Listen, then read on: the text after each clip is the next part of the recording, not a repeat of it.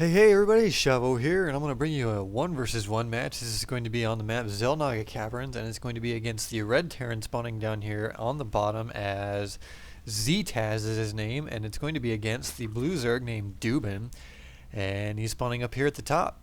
This is actually a viewer sent replay to me, and I'm told it's pretty good. We already got an SCV going out over there, so I'm assuming there's going to be some sort of proxy or some type of shenanigans somewhere. So we're going to follow this SCV and see where he goes. Where are you going, SCV? And there it goes. There goes the proxy bunker. So he's making a bunker before anything else. So he's probably going to do some sort of proxy Reaper or early Marine harass. And he's building it right outside of Duban's base. And Duban is completely unaware of this as of right now. He is going for an early refinery as well before any kind of supply depot. So this is going to be a proxy Reaper rush. Haven't seen one of these in a while, so I'm interested to see if it'll work. Got the scouting probe or a drone being sent out by Duban, but I don't think he's going to see these. He's going to run right past it. And if he only knew, well, maybe he'd see it if he gets, oh, and he just barely missed that XelNaga watchtower. And if he had hit it, he would have definitely seen what ZvT was doing. But he is still blissfully unaware of that, and he's going about his regular build order and not seeing anything. And here comes the tech lab already being built by the barracks. And ZvT is sending in his SCV just to scout it out and see what's going on. Now, Duban is going to come in here, and he's going to see that there is no barracks or anything of that in his base. So he's got to be suspecting something. He's got to know something is not right, something does not make sense. What is going on? And here comes that first Reaper. Is already sent. The waypoint is already pointed over to Duban's base, so he is still unaware of this. He still doesn't know what's going on, but I'm sure he has some sort of idea, as there is no barracks or anything like that. So he's got to be expecting something. Got to be expecting something.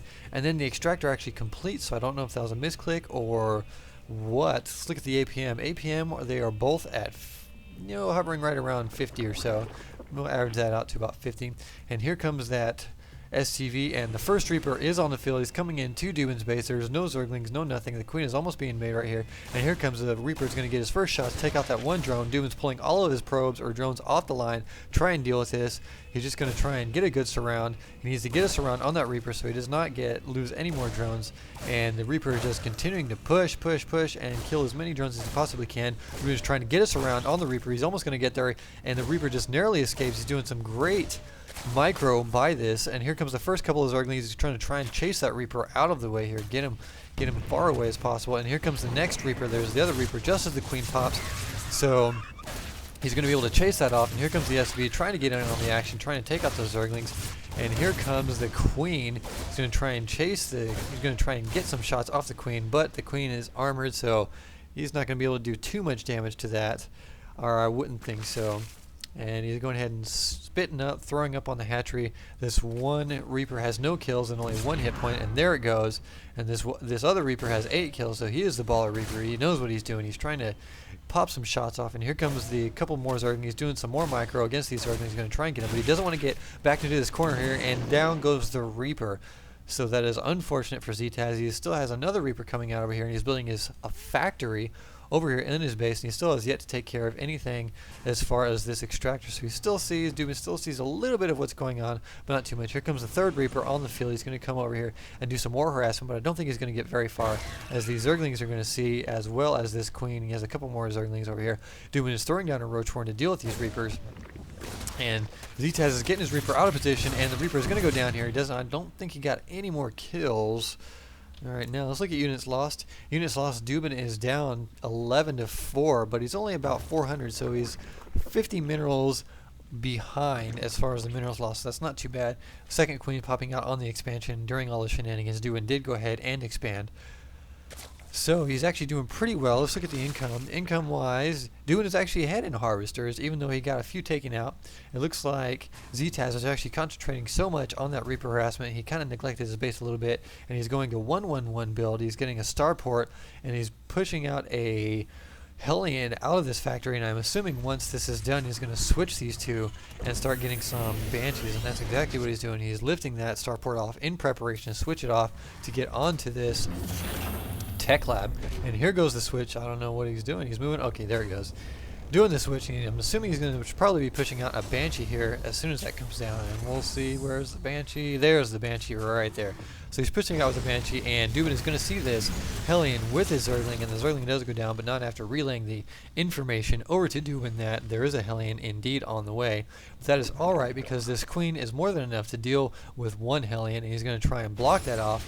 Here comes the Hellion. He's doing a little bit of harassment. He's going to go for the mineral line because the Queen is out of position. He's going to be able to roast this one drone.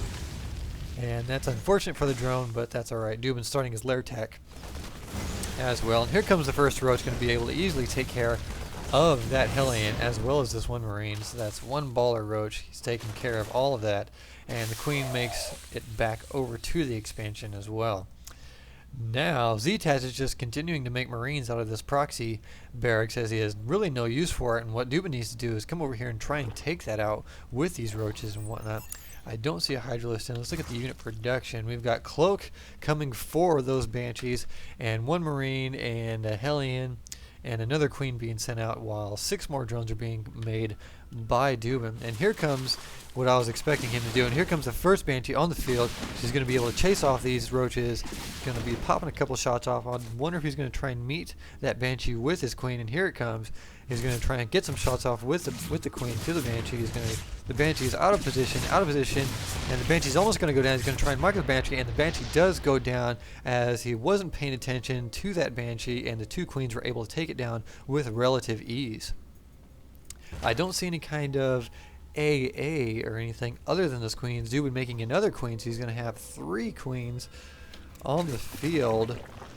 What do the units look like? So, Duban already has 3 Queens, 2 Roaches, and 1 Zergling, so these Queens are going to be able to easily deal with the Banshees coming in, and it looks like Ztaz is actually going ahead and expanding. He's moving his barracks back to his base, and of course, Duban is going to see that with his Zergling, and he's going to be able to take out that small tech lab that the barracks left behind.